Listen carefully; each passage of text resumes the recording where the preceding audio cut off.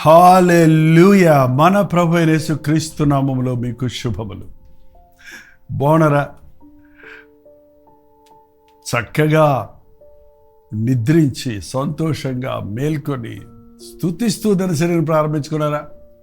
అవునండి, ప్రతిరోజు ఏదో శోధన శ్రమ వస్తూనే ఉంటుంది. ఓడిపోయే వారికి కాదు, మనం జయించేవారిని. రండి, చిన్న ప్రార్థన చేసుకొని ఆయన వాక్యం ద్వారా ఆధ్యాత్మిక బలమును పుంజుకుందాం. అపవాదిని ఎదిరించేవారిగా పరిశుద్ధాత్మ అభిషేకమును పొందుకొని ప్రభు సాక్షులుగా బ్రతుకువారిగా జీవిద్దాం. చిన్న ప్రార్థన. పరిశుద్ధుడైన వందనములయ్యా, మరొకసారి ఈ సమయంలో మాతో మాటలాడుమని క్రీస్తు నామములో అడుగుచున్నాము తండ్రి, ఆమేన్.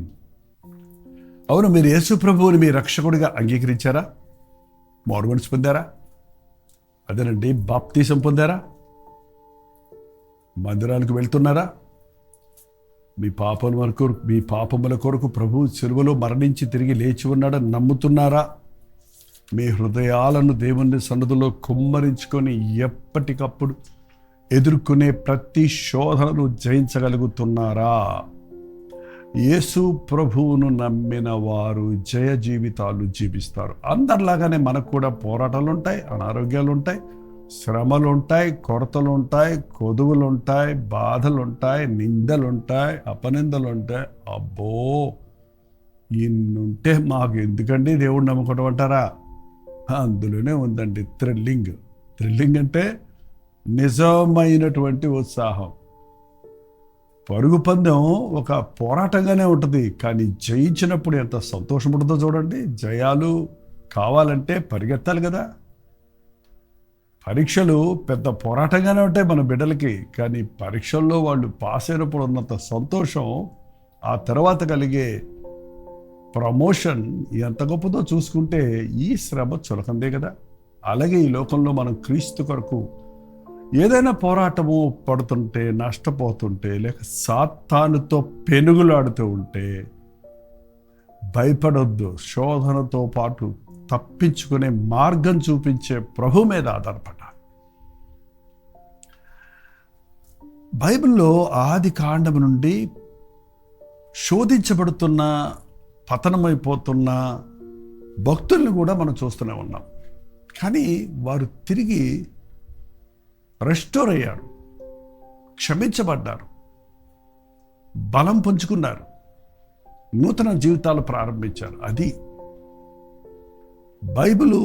ఒక వ్యక్తి యొక్క గత జీవితము, నూతన జీవితం కూడా ఉంటుంది. కొందరు ఆ గత జీవితాన్ని చూసుకొని ఈ బైబిల్లో అందరూ భక్తులందరూ ఊడిపోయినోళ్లే, పడిపోయినోళ్లే, పాడైపోయినోళ్లే అంటారే కానీ వారు ఎలా జయించారు, ఎలా శుద్ధీకరించబడ్డారు, ఎలాగూ వారు మళ్ళీ రెస్టోర్ అయ్యారు, నూతనపరచబడ్డారు, ఎలాగూ ప్రభు కృంగిన వాడిని లేవనెత్తాడు, పడిన వారిని లేవనెత్తుతాడు, బలహీనులను బలపరుస్తాడు, ఓడిపోయిన వారిని జయమిస్తాడు అన్నది గుర్తించటం లేదు.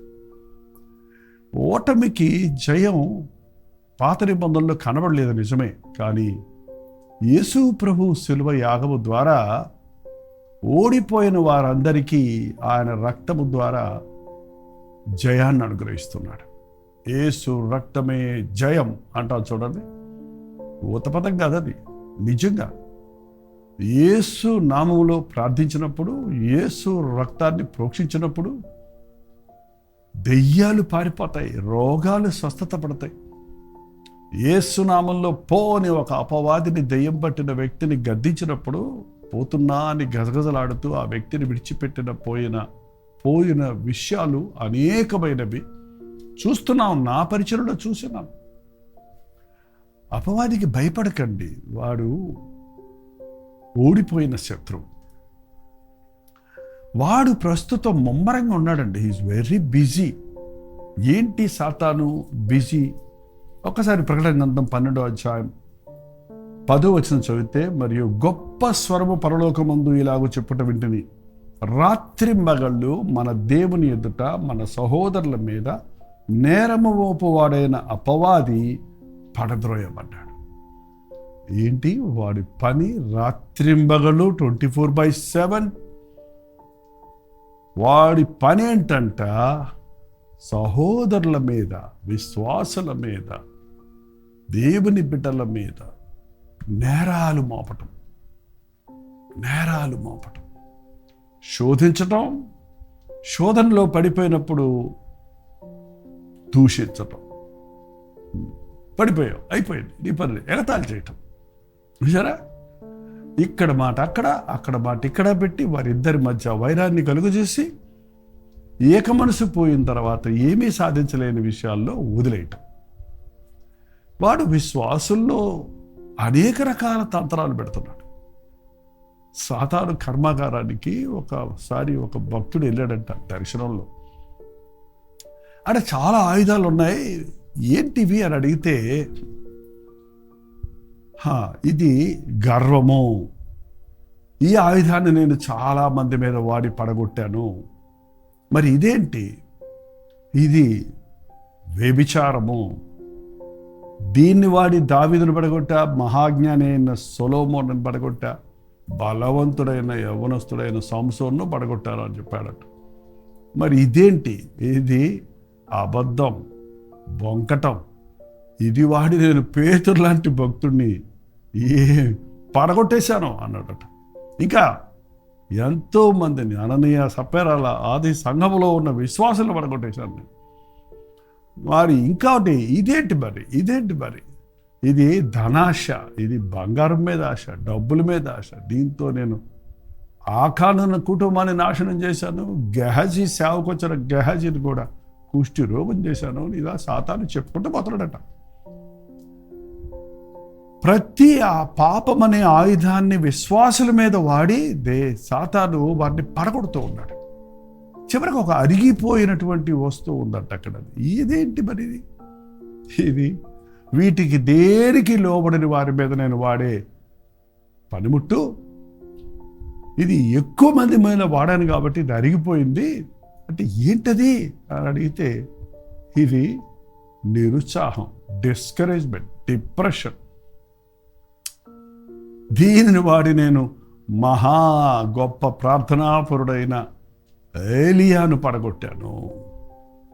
ఇంక చెప్పుకుంటూ పోతే ఎంతమందిని నిరుత్సాహంతో ఈ రోజున సాతాను పడగొడుతున్నాడంటే, నేనే పాపం చేయలేదు అంటావేమో, ఏ విషయంలో నేను అన్ని విషయాల్లో నేను బాగున్నాను అంటావేమో, కానీ మాటి మాటికి నీ హృదయంలోనికి ఆ నిరుత్సాహం వస్తుంది, ఆ భయం వస్తుంది, ఆ పిరుకుతనం వస్తుంది. హల్లెలూయా. ఎప్పుడైతే యేసు ప్రభు సెలవులో తన ప్రాణం పెట్టాడో, ఈడు తంటాల మారివాడు రకరకాల ఆయుధాలు వాడి మనుషులను, భక్తులను, విశ్వాసులను పడగొడుతున్నవాడు పడద్రోయబడ్డాడు. రాత్రింబగళ్ళు నేరము మోపుచున్న అపవాది పడద్రోయబడను. వాడు పడిపోయాడు, వాడు ఓడిపోయాడు. ఈ రోజున వాడు ఆయుధాలు ఏవి మన మీద పనిచేయవు. ఎప్పుడు? క్రీస్తు రక్తంతో నువ్వు కప్పుకున్నప్పుడు, క్రీస్తు రక్తము ద్వారా మనం శుద్ధీకరించబడినప్పుడు, ఈ శరీరం అండి ఈ పలాంటి పాపాలన్నిటికీ మనల్ని ప్రేరేపిస్తూ ఉంటుంది.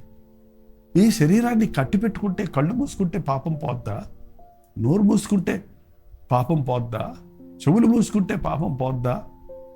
చెడు వినకు, చెడు చూడకు, చెడు మాట్లాడకనే మాట ఉంది. కానీ ఎంత మటుకు నీ గుండెల్లో ఉన్న పాపం నుంచి నీకు విడుదల దొరుకుతుంది?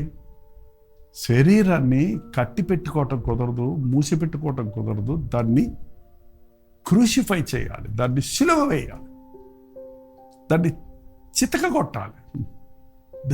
పౌలు అన్నాడు కదా, ఇతరులు గాలిని కొట్టినట్టుగా నేను ప్రయత్నిస్తలేదు, కానీ ఇతరులకు బోధించిన తర్వాత నేను భ్రష్టుడైపోతానేమో నన్ను నేను నలగగొట్టుకుంటున్నాను. మన శరీరాలు ఉపేక్షించుకోవాలని ప్రభు చెప్పాడు.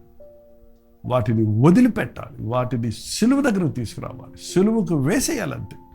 క్రీస్తు సంబంధులు తమ శరీరేచ్ఛలు సిలువ వేస్తారు, లోకాశలు సిలువ వేస్తారు. క్రీస్తు కొరకు, క్రీస్తు మన పాపములు, మన శాపములు అన్నీ భరించి క్రీస్తు సిలువలో ఉన్నాడు. ఆయన సిలువ వేయబడ్డాడు మనల్ని బంధకముల నుంచి విడిపించడానికి. అనుకుని ఈ రోజున యేసుక్రీస్తును నమ్మిన వారి మీద పాపం ప్రభావం చేయదు, మరణం పెత్తనం చేయదు, అపవాదికి అధికారం లేదు. హల్లెలూయా చెప్పండి. 3 మాటలు చెప్పాను, చెప్పండి. పాపం పెత్తనం చేయదు, ఏంటండి, సాతానికి అధికారం లేదు, మన జీవితాల మీద లోకానికి ఆకర్షణ లేదు. అందుకనే దేవుని వాక్యం చెబుతుంది, ఇప్పుడు అధికారము ఆయనదాయను, ఇప్పుడు రక్షణయు శక్తియు రాజ్యమును మన దేవుని వాయను, ఇప్పుడు అధికారము ఆయన క్రీస్తుదాయను. అన్ని క్రీస్తుకు వచ్చేసింది అధికారం. కాబట్టి వారు గొర్రెపిల్ల రక్తమును బట్టి తామిచ్చిన సాక్ష్యమును బట్టి వానిని జయించి ఉన్నారు. గొర్రెపిల్ల రక్తమును బట్టి ఈరోజు మనం అపవాదిని ఎదిరిస్తున్నాం. యేసు రక్తములో జయం. అపవాది పో, అపవాదిని ఎదిరించుడి, అప్పుడు వాడు మీ యొద్ద నుండి పారిపో.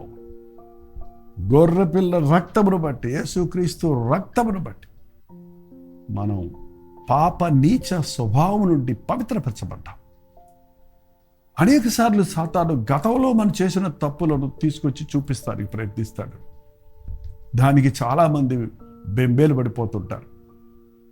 కానీ యేసుక్రీస్తు రక్తంలో కడిగివేయబడిన, తుడిచివేయబడిన ఆ పాప దోషం మన మీద లేదన్నది మనం విశ్వసించాలి.